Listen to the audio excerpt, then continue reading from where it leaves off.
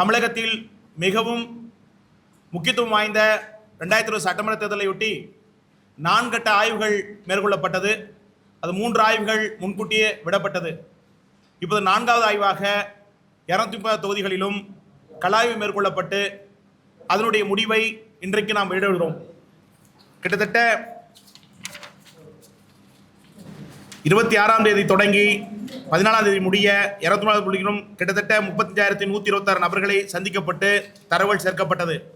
இந்த வருகிற சட்டமன்ற தேர்தல் 4 முனை போட்டி என்ற பார்வையில் பார்க்கிற போது வரவிருக்கும் 2020 சட்டமன்ற தேர்தலை முன்னிட்டு தற்போதைய அரசியல் சூழ்நிலையை பார்க்கும்போது 4 அணிகள் உருவாகியுள்ளன. வாக்கள் சிதறுவதால் அது திமுக கூட்டணிக்கே சாதகம் அமையும் என்ற கருத்து முழுமையாக சரியானது அல்ல. திமுக, அதிமுக, தாவேக ஆகிய 3 முக்கிய அரசியல் அணிகளில் தற்போது திமுக கூட்டணி மிகவும் வலுவானதாக தோன்றுகிறது. அடுத்ததாக அதிமுக கூட்டணியும் வலுவான அணியாக பிம்பம் காட்டுகிறது. ஆனால் தாவேக வலுவிழந்த அணியாக கருதப்பட்டாலும் அது தேர்தல் முடிவில் பெரும் தாக்கத்தை ஏற்படுத்தும். உதாரணமாக திமுக கூட்டிலிருந்து 12%, அதிமுக 8.5%, மேலும் நாத்தாக்காவிலிருந்து 2% என மொத்தம் 22.5% வாக்குகள் தாவேக சென்றால் அது ஒரு பெரிய கூட்டணிகளுக்கும் கடுமையான பின்னடைவை ஏற்படுத்தும். இந்த நிலைமை உருவானால் தேர்தல் முடிவுகள் இழுபறி தொங்கு சட்டமன்றம் அமையக்கூடிய வாய்ப்பும் மறுக்க முடியாது. இந்நிலை வறுமையானால் தொகுதிகளில் வெற்றி வாய்ப்புகள் இழுபறி நிலை ஏற்பட்டு திமுக கூட்டணிக்கும் அதிமுக கூட்டணிக்கும் இருவரில் ஒருவருக்கு கடுமையான பின்னடைவு அல்லது மிக பெரும் பாதிப்பை தாவேக தரும். மக்கள் விரும்பும் முதல்வர் என்று பார்க்கிற போது தமிழக மக்கள் மனதை ஈர்த்த தலைவர்களில் முதல் 3 இடங்களை பிடிப்பவர்கள் யார் என்று பார்க்கிற போது அதற்கு இணையாக விஜய் அவர்கள், 2ஆம் இடத்து திரு எடப்பாடி பழனிசாமி அவர்கள், 3ஆம் இடத்து திரு அண்ணாமலை அவர்கள், திரு சீமான் அவர்கள் பார்க்கப்படுறாங்க. இதில் அண்ணாமலை பார்க்கிற போது மாற்றம் என்ற பார்வையில் வருகிற போது அந்த மாற்றத்துக்கான வாக்களிக்கூடிய நபர்கள் அண்ணாமலையை மாற்றத்துக்கான தலைவர் என்று பார்வையில் பார்க்கப்படுறதா பார்த்துக்கலாம். அதுக்கு அடுத்தாக தமிழகத்தின் கூட்டணி ஆட்சியே வருகிற சட்டமன்ற தேர்தலில் திமுக தலைமையான திமுக காங்கிரஸ் விசிக கூட்டணி 31.53%லிருந்து 39.80% வாக்குகளை பெறுவதற்கு வாய்ப்பு இருக்கிறது. அதிமுக, பாஜக, பாமக கூட்டணி 27.38லிருந்து 30% வாக்குகளை பெறுவதற்கு வாய்ப்பு இருக்கிறது. நாத்தாக்கா கூட்டணி 5லிருந்து 8.82% வாக்குகள் பெறுவதற்கு வாய்ப்பு இருக்கிறது. நோட்டா 2.82, பிற 3.81. எந்த கூட்டணிக்கு எத்தனை இடம்? வருகிற சட்டமன்ற தேர்தலில் 230 சட்டமன்ற தொகுதிகளில் திமுக காங்கிரஸ் விசிக கூட்டணி 90லிருந்து 138, அதாவது தாவேக ஓட்டுகள் குறைகிற பட்சத்தில் திமுக ஓட்டு அதிகமாச்சுன்னா 156 வரையும் திமுக போறது வாய்ப்பு இருக்கு. ஆனா தற்போதைய சூழ்நிலையில 90லிருந்து 138 சேஃபான இடத்துல திமுக இருப்பதா பார்க்கப்படுறது. மீண்டும் ஆட்சி தொடர்வதற்கான வாய்ப்பாக தான் இருக்கிறது. அதுக்கடுத்து அதிமுக, பாஜக, பாமக தலைமையான கூட்டணி பார்க்கிற போது 53லிருந்து 70 தொகுதிகள் வெற்றி பெற வாய்ப்பு இருக்கிறது. தாவேக பொறுத்தவரை இந்த தேர்தலை பற்றி இவங்களால கணிக்க முடியல, அன்பிரடிக்டபிளாக பார்க்கப்படுது. நாத்தாக்கா இழுபறி என்று பார்க்கிற போது காரைக்குடியில அந்த 4 முனை போட்டியாக இருக்கிற போது திரு டாக்டர் பிரபு அவர்கள் காங்கிரஸ் குடும்பத்தை சேர்ந்தவர். அது இல்லாமல் விஜய் சுற்றுப்பயணம் சேர்ந்ததுனால அங்க இருக்கக்கூடிய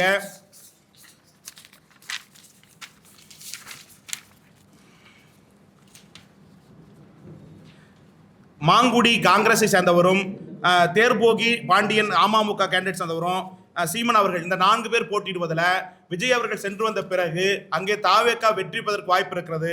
டாக்டர் டி.கே. பிரபு அவர்கள் அங்கே வெற்றி பெற வாய்ப்பு இருக்கிறது.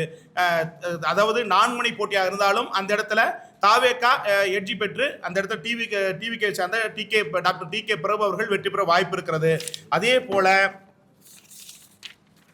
யாருக்கு வாக்கு தற்போதைய அரசியல் சூழலில் கட்சி வாரியாக கணிப்பு என்று பார்க்கிற போது திமுக 17.70%, தாவேக 16.32%, AIADMK 16.20%, Congress 4.10%, BJP 3.50%, நாத்தாக்க 6%, PMK Anbumani 2.76%, பிசிக 2%, CPM CBI 1.40%, தேமுதிக 1.60%, சுயாட்சி 3.40%, பிற கட்சிகள் 10.14%, வாக்களிக்க போவதில் 7.04%, தீர்மானிக்கொலை 3.93%, நோட்டா 2.86% வாக்களிக்க போறாங்க. மக்களின் மனநிலை வரும் சட்டமன்ற தேர்தலில் முதல் தலைமுறை வாக்காளர்களின் ஃபர்ஸ்ட் டைம் ஓட்டர்ஸ் ஆதரவை பெறுவதில் எந்த 3 கட்சிகள் முன்னிலையில் இருக்கும் என்று நீங்கள் கருதுகிறீர்கள் என்று கேள்வி கேட்கிற போது தாவேக முதலிடத்திலும், திமுக 2ஆம் இடத்திலும், 3ஆம் இடத்திலும் நாம் தமிழ் இருக்கிறது. வரும் சட்டமன்ற தேர்தலில் 18 முதல் 30 வயதுக்குள்ளான இளைய தலைமுறை அதிகம் கவரக்கூடிய முதல் மூன்று தலைவர்கள் யார் என்று பார்க்கிற போது திரு விஜய் அவர்கள், திரு அண்ணாமலை அவர்கள், திரு சீமான் அவர்களை பார்க்கப்படுறாங்க. விஜய் தாவேக கட்சிக்கு எந்த கட்சியின் வாக்குகள் அதிகம் செல்வதற்கு வாய்ப்புள்ளது என்று முதல் 5 இடங்களை பிடிக்கும் கட்சி என்று பார்க்கிற போது திமுக முதலிடத்திலும், 2வது அதிமுக, 3வது விசிக, 4வது பாஜக, பாமக, 5வது நாதக பிடிக்கிறது. வேண்டுமென்றே தேர்தலை முன்வைத்த கணிப்புகளுக்கு மாறாக தேர்தல் பின்பத்தில் மக்களை மையப்படுத்திய நேர்மையான, நடுநிலையான, நம்பகமான, வெளிப்பான, துணிச்சலான கலாய்வுகளாக இதுவரை தொடர்ந்து கலாய்வுகளை மேற்கொள்ளப்பட்டிருக்கோம். இந்த தேர்தல் சம்பந்தப்பட்ட கேள்விகளை நீங்க கேட்கலாம்.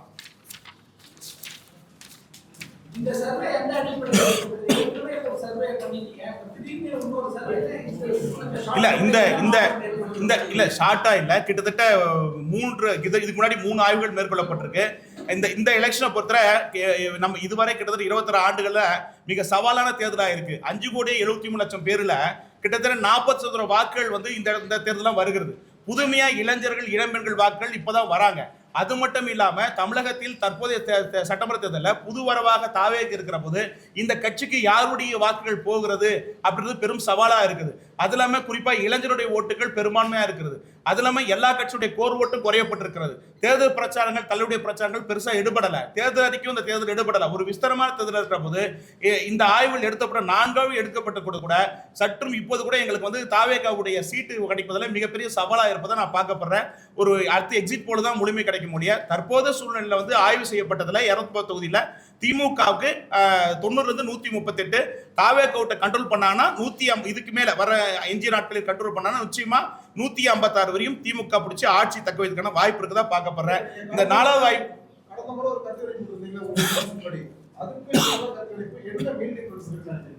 இல்ல, இது சீட்டு, அதாவது ஓட்டுகள் எப்படி குறையுது பாருங்க. அதுல வந்து பாத்தீங்கன்னா கோர் ஓட்டு தாவேகா 19 குறைஞ்சிருக்கு. அதுல வந்து டிரான்ஸ்ஃபர் தான் ஆகுது. இப்ப புரிதல் என்ன டிரான்ஸ்ஃபர், அதாவது பெண்கள், இளைஞர்கள், அதாவது இந்த ஜென்சி ஓட்டு மட்டுமல்ல, ஜென்சி ஓட்டுக்கு அப்பாற்பட்ட 50 வயசு 60 வயசு, உண்மையா சொல்ல போனா ஒரு வார்த்தை சொல்ல மன்னிச்சுக்கணும், ஒரு பேய் கூட்டம் மாதிரி இருக்கு. இது தமிழ்நாட்டில் 26 வருஷம் இப்படி ஒரு கூட்டத்தை நான் பார்க்கவே இல்லை. ஒரு விசிதமான வந்து வாக்களிக்கக்கூடிய நிலைமை இந்த தாவேகாக்கு வந்திருக்குதா தெரியுது. இந்த எலெக்ஷன் பொறுத்த தாவேகா மிகப்பெரிய சக்தியாக ஒரு பிரதான பெரும் கட்சியாக வருவதற்கு வாய்ப்பு இருக்கிறது. அதனால இந்த ஆய்வு வந்து 4 ஆய்வு எடுக்கிறதுக்கான டைம் வந்து தேவைப்பட்டுச்சு. போன சொல்லப்பட்ட அந்த கட்சியுடைய ஓட்டுகளுக்கும் இப்பைக்கும் சற்று மாறுபட்டிருக்கு. அதே மாதிரி கூட்டணி சதவீதங்கள் பார்க்கிற போது இந்த தேர்தலை பொறுத்தவரை 37% வெற்றி வாய்ப்புகள் இருக்குன்னு கணிக்கப்படுகிறது. மும்முனை போட்டி நிறைய இடத்துல இருக்கிறது. குறிப்பா பார்த்தீங்கன்னா அறந்தாங்கி தொகுதியில் பார்த்தீங்கன்னா பாஜக, காங்கிரஸ் போட்டிடுது. அந்த இடத்துல வந்து பார்த்தீங்கன்னா முகமது பர்வேஸ் சொல்லி ஒரு நபர் டிவிக்கள் இருக்காங்க. 40,000 ஓட்டு இஸ்லாமிய ஓட்டு, தலித் மக்கள் ஓட்டு 30,000 ஓட்டு இருக்கு. அந்த இடத்துல தாவேகா வெற்றி பெற வாய்ப்பு இருக்கு. அதே வடமண்டலத்தை உட்பட்ட பகுதியில் 11 தொகுதிகளை தாவேகா வந்து 10 இடத்துல முன்னிலை இருக்கு. அதே மாதிரி சென்னை மண்டலத்தை பொறுத்தவரை 16 சட்டமன்ற தொகுதிகளில் 3 சட்டமன்ற, ஒரு சட்டம் திமுக தீநகர் தொகுதியில அதிமுக தாவேக போட்டியா இருக்கு. மீதி இடத்துல சேப்பாக்கமும் குளத்தூரும் வெற்றி பெற வாய்ப்பு இருக்கிற திமுக. அதுக்கடுத்து எல்லா தொகுதியிலும் திமுக தாவேகான்னு இருக்க ஒழிய இந்த மாதிரி தமிழகம் முழுக்க பார்க்கிற போது டெல்டா பகுதிகளும், தென் மாவட்டங்களும், வடகட மாவட்டங்களும், சென்னை மண்டலத்திலும் திமுக கொஞ்சம் ஸ்ட்ராங்கா இருக்கு. ஏடிஎம்கே வந்து வடகட மாவட்டங்களிலும், கிருஷ்ணகிரி, தருமபுரி, சேலம், நாமக்கல் ஒட்டிய கோயம்புத்தூர், நீலகிரியில் பார்த்தீங்கன்னா குன்னூர், ராஜன் திமுக தோல்வி பெறதுக்கு வாய்ப்பு இருக்கிறது. ஊட்டியும் அதே மாதிரி, கூடலூர்லயும் அதே மாதிரி திராவிடம் தோல்வி பெற வாய்ப்பு. ஏற்கனவே இருக்க எம்எல்ஏ வெற்றி பெற வாய்ப்பு இருக்கு. அங்க 3 தொகுதி அதிமுக கைப்பற்றுறது. எந்த அடிப்படையில இந்த சர்வே ஏற்படுது என்னோட கேள்வி. அதாவது ஒரு பிரைவேட் காரணத்தை கொடுத்து கூடுதலாக எடுத்தீங்களா, இது வந்து சொல்லி முடிச்ச கேள்வி, இல்ல போன்ல மட்டும் கேட்டீங்களா, இல்ல வாட்ஸ்அப்ல கேட்டீங்களா, எந்த அடிப்படையில இந்த சர்வே ஏற்படுது? அதாவது கிட்டத்தட்ட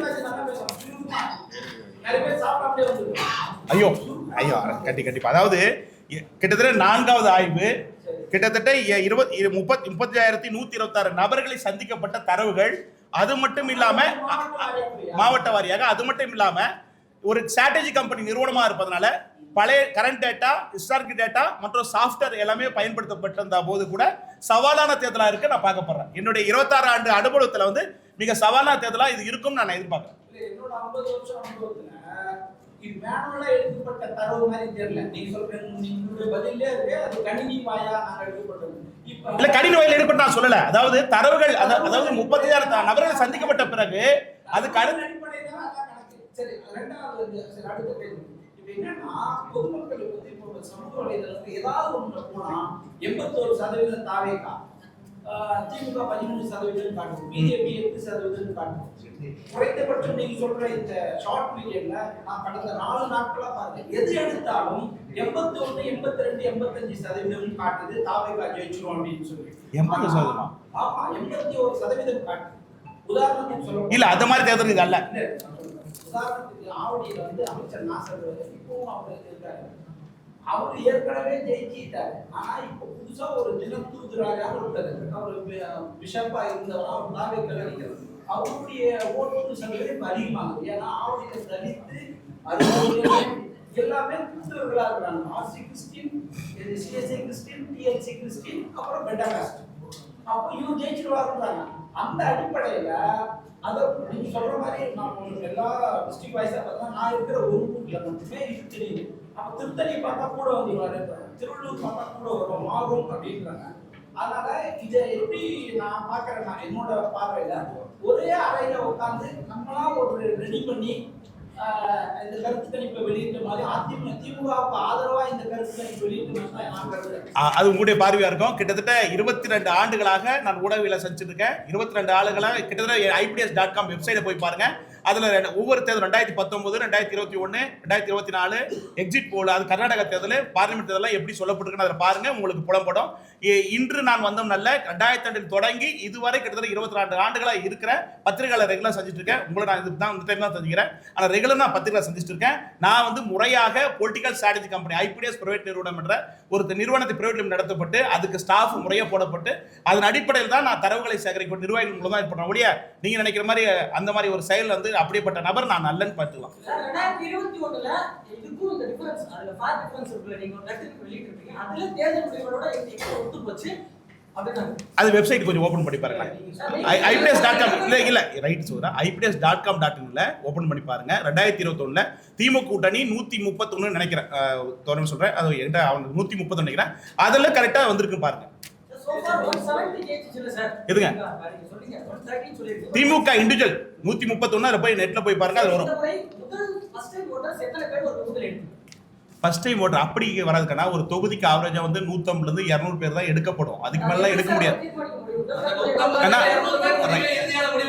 ஆனா அதுக்கு இல்ல அதுக்கு 1க்கு 4 முறை ஆய்வு எடுக்கப்பட்டு அதனுடைய தரவுல தான் இங்க உங்களை சர்ச் வெளியிடப்படுறேன். அதாவது இது கிராஸ் செக் வந்து ஒரு முறை பண்ணல, 4 கிராஸ் செக் பண்ணி தான் எடுக்கப்பட்டிருக்கேன். இளைஞர்கள் அந்த தேர்தலை பொறுத்தவரை இளைஞர்கள் மட்டும் இல்ல, தாவேகாவுக்கு அதுக்கு வயதுக்கு உட்பட்ட மேற்பட்டவங்களும் வாக்களிக்க வாய்ப்பு இருக்கு. இந்த தேர்தல் எடுத்துக்கலாம். எப்படி சார் அந்த டிசிஷன் வரும்போது முதல் தலைமுறை வாக்காளர்கள்ட்ட இவங்க சொல்லியிருக்காங்க தாவேகா அதுக்கு திமுக சொல்லிருக்காங்கன்றீங்க, அதே மாதிரி நீங்க கொடுத்துக்கிறதுல நாட்டாக்கு வந்து 8% வரைக்கும் கொடுத்துருக்கீங்க. எப்படி இது வந்து குறைவே கடந்த முறை 2020 நாட்டாக்கு 8% வாங்கியிருக்கு. இல்ல அது இருக்கு அது அந்த ஃபேக்ட் இல்லன்னு சொல்லல. அது வந்து பாத்தீங்கன்னா 5, அதாவது நான் என் மனக்கு சொல்லி பதில் சொல்றேன், உணர்ச்சி விடாம கேள்வி பதில் சொல்றேன், எவ்வளவு நாளைக்கு கேள்வி பதில் சொல்றேன்னா தற்போதுள்ள வந்து 5% வாக்கள், அதாவது தாவேகாவுக்கு 2% ஓட்டு வர போகுது. அதுக்கு முன்னாடி 4 முனை போட்டின்றதுல விவரம் சொல்லியிருப்பாங்க. 2% ஓட்டு பண்ணாலையும் இந்த அண்ணாமலை ஆதரவாளர்னு ஒரு குரூப் இருக்கு, ஒரு 77% ஓட்டு இருக்கு, அது தாவேகாவுக்கும் நாம் தமிழுக்கும் போகுது. அப்படி போறதும் இது வரதும் டேலி ஆகக்கூடிய வாய்ப்பு இருக்குதான் பாக்குது. அப்படி பாக்குற போதுதான் 5% ஓட்டுகள் நாம் தமிழுக்கு இன்னைக்கு இருக்கு. ஆனா இந்த ஓட்டு உண்மையிலே டிரான்ஸ்ஃபர் ஆச்சுன்னா 8.42 வரைக்கும் போவதற்கு வாய்ப்பு இருக்குதா என்னுடைய பார்வை நான் பாக்குறேன். மக்கள் பார்வை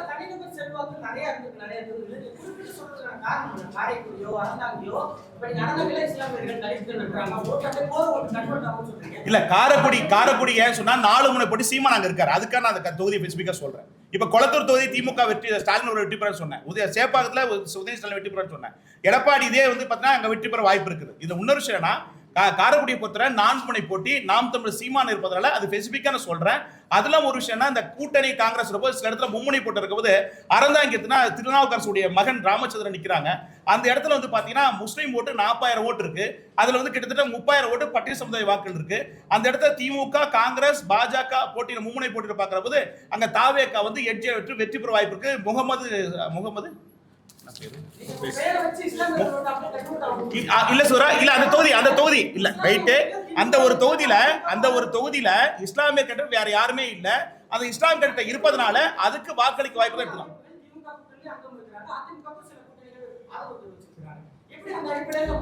அந்த இடத்துல வேற கேண்டிடேட் இல்ல, சோ அந்த கேண்டிடேட்ல வந்து முஸ்லிம் சமுதாய வாக்கள் அங்க பிரதானமா அந்த நபருக்கு செல்வாக்கு. இப்படி ஒரு விஷயமா நான் தேர்தல் காலத்துல பாக்குறேன்.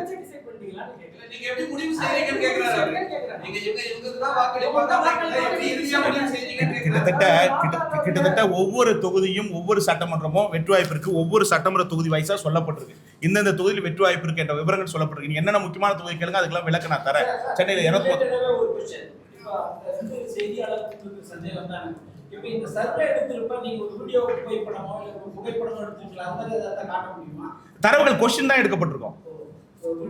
வீடியோ காட்சியெல்லாம் பண்ணல. வீடியோ காட்சியெல்லாம் எப்பயும் பண்ண அதுக்கெல்லாம் நம்பிக்கையானது நம்ப முடியும். நான் என்ன கேக்குறேன் சார், நீங்க போனீங்க சார், நீங்க எல்லாம் நீங்க போனமா நான் போட்டோ காமிச்சா வெப்சைட் ஏத்துக்கலாம்.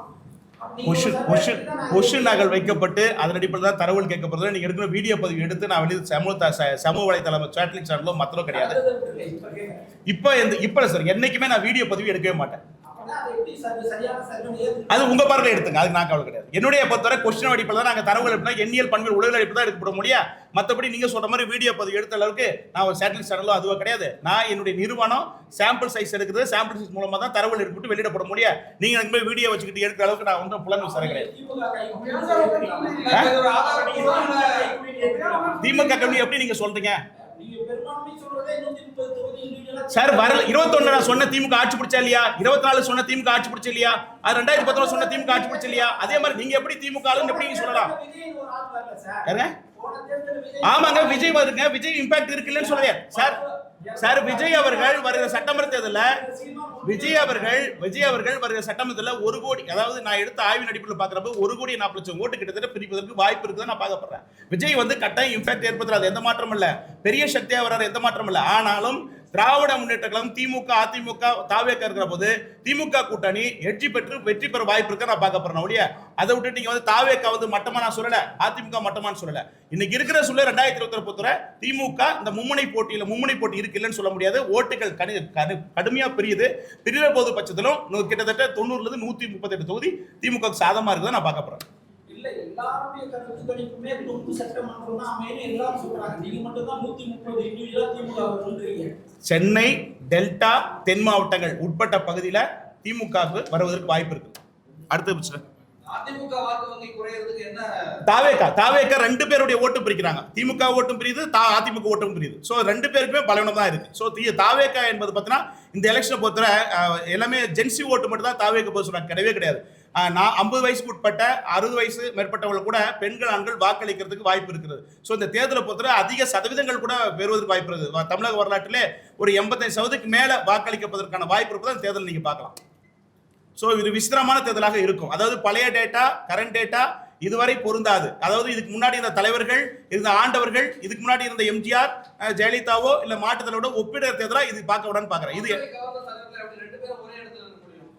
அதிகமா சொல்லப்படுறாங்க சார். அதிகமா சொல்லப்படுறது அதாவது தமிழகம் முழுக்க 203 சட்டமன்ற தொகுதிகளும் மக்கள் அதிகமா பேர் பயன்படுத்துவது ஸ்டாலின் விஜய் தான் பயன்படுத்துறாங்க. அதில் தான் சொன்னேன். இந்த கிட்டத்தட்ட 26 ஆண்டுகளை எனக்கே சவாலா இருக்கு. அதில் தான் பார்த்தீங்கன்னா வெளிப்படையவே கணிக்க முடியல, அன்பிரிட்டபிள் சொல்லி நான் போட்டிருக்கேன். இதுவரை நான் வாழ்க்கையில் அப்படி போட்டதில்லை. எப்படியாலும் மேக்ஸிமம் கொஞ்சம் முன்ன பண்ண இருக்கணும். ஆனால் டேட்டாஸ் எப்படி இது பண்ணாலும் டேட்டாஸ் உட்காரல. ஸோ அதுதான் ஆக்சுவல் ஃபேக்டா நான் கணிக்க முடியும். ஏன்னா இப்போ ஒவ்வொரு தொகுதி மாறி, இப்போ சென்னை பார்த்தீங்கன்னா வில்லிவாக்க மாட்டோம், பெரம்பலூர் தொகுதி ஒவ்வொரு தொகுதி புதுமையா இருக்கு. அப்புறம் அந்த ஓட் டிரான்ஸ்ஃபர் கடுமையா போகுது. ஸோ எந்த கட்சி ஓட் டிரான்ஸ்ஃபர் பெரும் சவாலாக தேர்தல் இருக்கிற உள்ளபடியே அரசியல் நான் ஒத்துக்கொள்றேன். அடுத்து கண்டிப்பா வாய்ப்பு இருக்கு. 85% மேல போலிங் வாய்ப்பு இருக்கு. வர சட்டமன்றத்தில் 12:30 மணிக்குள்ளேயே பார்த்தீங்கன்னா கிட்டத்தட்ட ஒரு 50% ஓட்டுல ரீச் ஆயிடும். மிகப்பெரிய இந்த முறை பார்த்தீங்கன்னா ஓட்டு போலிங் அதிகமாக சென்னையிலே ஓட்டு போலிங் அதிகமாக வாய்ப்பு இருக்கு. அதுக்கடுத்து அவ்வளவுதானா? ஓகேவா தம்பி? ஓகேவா? வேற கொஸ்டினா கேள்வி சொல்றேன். இல்ல பிரதர் அது வேணாம். கிட்டத்தட்ட 26 வருஷமா அந்த ஃபீல்ட் இருக்கு. அந்த மாதிரி கேட்காதீங்க. ஒரு மனுஷன் எவ்வளவு சிரமம்னு எனக்கு தெரியும். தயவு செஞ்சு என்னன்னா முடிஞ்சா ஒரு ஆனஸ்டா கேளுங்க. ஆனஸ்ட் இல்லாம கேட்காதீங்க. ஏன்னா எவ்வளவு கஷ்டங்கள் எவ்வளவு வலிகள் எவ்வளவு உடம்பு செல்லுன்னு எனக்கு தான் தெரியும். நிறைய நண்பர்களுக்கு என்னுடைய கஷ்டங்கள் புரியும். நியாயமா கேளுங்க. ஒரு குறிப்பிட்ட நோக்கத்திற்காக ஒரு என்ன பிரதர்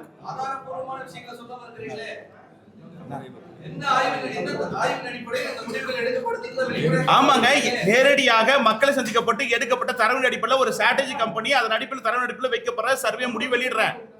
ஒரு பிரைவேட் லிமிடெட் கம்பெனி. அப்புறம் என்னங்க ஒரு 5 லட்சம் பேர் ஒரு தொகுதியில் இருக்காங்க. 200 பேர் வச்சு எப்படி அதை தீர்மானிக்கிறீங்க? ஒரு பானை சோறு ஒரு சோறு பதம் கிராம் சொல்லுவாங்க. கண்ணா கண்ணா இருக்கண்ணா கண்ணா கண்ணா கண்ணா அதாவது சர்வே என்பதுல நான் கிட்டத்தட்ட 26 வருஷம் இதுல அனுபவம் இருக்கு. அதனால எங்களுக்கு எப்படி வரும் என்ன வரும் இரு சகோதரா, எங்களுக்கு எப்படி வரும் என்ன வரும் எப்படி போகுன்ற விஷயம் எங்களை போன்ற ஆட்கள் தெரியும். எங்களுடைய பணி அதுதான். என்னுடைய நிறுவனம் ஒரு கம்பெனியை நடத்திட்டு இருக்க, பிரைவேட் லிமிடெட் கம்பெனியா நடத்திட்டு இருக்க, அதுதான் வேலையை.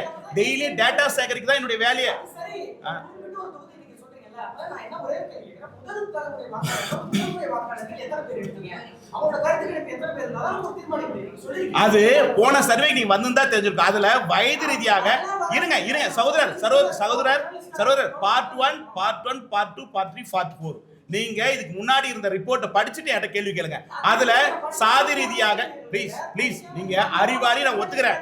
நீங்க சகோதரா இருங்க, நீங்க பழைய செய்தி மீட்படுத்த பாருங்க. அதுல சாதி ரீதியாக ப்ளீஸ் யூ வில் அண்டர்ஸ்டாண்ட். சகோதரர் நான் சொல்றதை கொஞ்சம் கேளுங்க சார். போன சர்வேல என்ன வயது வாரியாக என்ன சாதி ரீதியாக எல்லா விவரங்களும் கொடுக்கப்பட்டிருக்க. அந்த தரவுகளை படிச்சுட்டு கேள்வி கேளுங்க. இப்போ வந்து ரிசல்ட் ஃபைனல் வந்து முடிவு கொடுக்குற எத்தனை தொகுதி என்னதுன்னு. அதுக்கு முன்னாடி இருந்த வெளியிடப்பட்ட செய்தியில வந்து இதுக்கு முன்னாடி இந்த நபர்கிட்ட கேட்டு பாருங்க.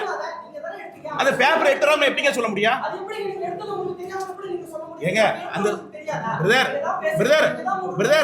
பிரதர் ஒரு நிமிஷம் இருங்க. பிரதர் லாஸ்ட் பிரஸ் மீட் நான் கொடுத்தேன்ல, அதுல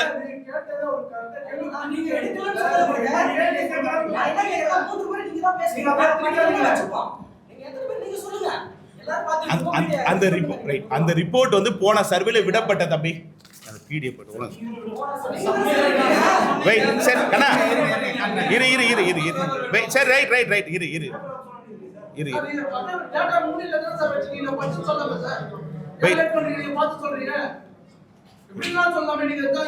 அப்படிலாம் முடியாது சௌதரா. அப்படி இல்ல சௌதரா ஒரு நிமிஷம் நான் எடுத்தேன். இப்போ கேட்ட அந்த பிடிஎஃப் செல்லில் இருக்கு, நான் எடுத்து விளக்குறேன்.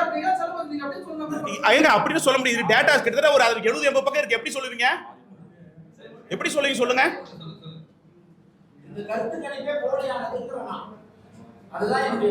அது உங்களுடைய பார்வை சார். அது உங்களுடைய பார்வை. யாருங்க கைக்கூலி? திமுக கைக்கூலி? எப்படிங்க சொல்றீங்க? எப்படி திமுக கைக்கூலி நீங்க சொல்றீங்க? ஏங்க நீ 2019 ஜெயிச்சல பாருங்க சார். திமுக 2019 ஜெயிச்சா பாருங்க, 2000 ஜெயிச்சல பாருங்க, 2000 தொடர்ந்து ஜெயிக்கல. அப்புறம் எப்படி நீங்க போலிங் சொல்லலாம்? எப்படி நீங்க போலிங் சொல்லலாம் சார்? கேள்வி கேளுங்க, ரைட்ஸ் உண்டு. ஆனா போலிங் சொல்லக்கூடாது. நான் ஒரு கம்பெனி வச்சிருக்கேன், ஐபிடிஎஸ் பிரைவேட் லிமிடெட் கம்பெனி வச்சிருக்கேன். உங்க இஷ்டத்துக்கு போன போக்குல பேசக்கூடாது. என்ன போட்டோ இல்ல வீடியோ இல்ல சார்? கொஸ்டின் சார்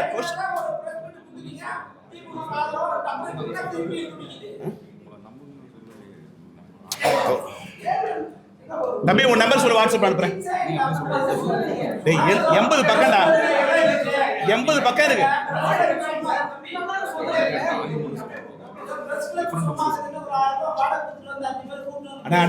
அண்ணே கம்பெனினா தயவு செய்து சொல்றேன், அதாவது சுயமரியாதை இன்சல்படுத்தாதீங்க. அதாவது ஒவ்வொருத்தரும் அதாவது அண்ணே ஒரு கம்பெனி அடுத்து எவ்வளவு சிரமம். அண்ணே ஒரு தமிழனை நீங்க உட்கார்ந்து கேட்கறதுக்காக கண்டமேனிக்கு தமிழ்ல கேட்காதீங்க, தப்பு.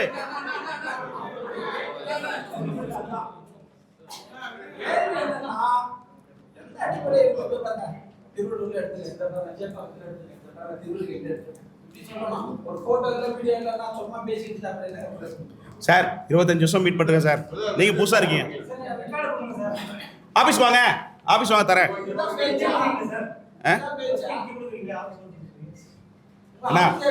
அண்ணா கேட்கின்ற ஒரு நியாயம் இருக்குண்ணா, நியாயத்தோட கேளுங்கண்ணா. வைஸ்வரியா இத்தனை பக்கம் இருக்கு. எப்படி இல்ல தம்பிக்கு நான் வைஸ்வரியா நான் எடுத்து சொல்றேன். தம்பி வயது வரைய கேட்டலப்பா. திமுக 18 19 வயசுக்குள்ள 20. ஆனா கேள்வி கேட்ட பதில் சொல்றேன். அது டாக்குமெண்ட் நான் தப்புனா அது நான் புள்ளி வர. ஏன்னா போன சர்வே யாரோ பார்த்தாங்களா?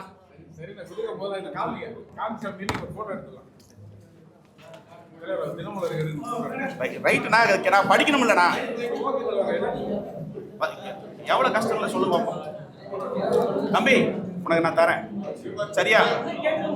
இல்ல 18 வயசு ஏஜ் வயசா இருக்கு. போன சர்வேல நான் விளக்கப்பட்டிருக்கேன்.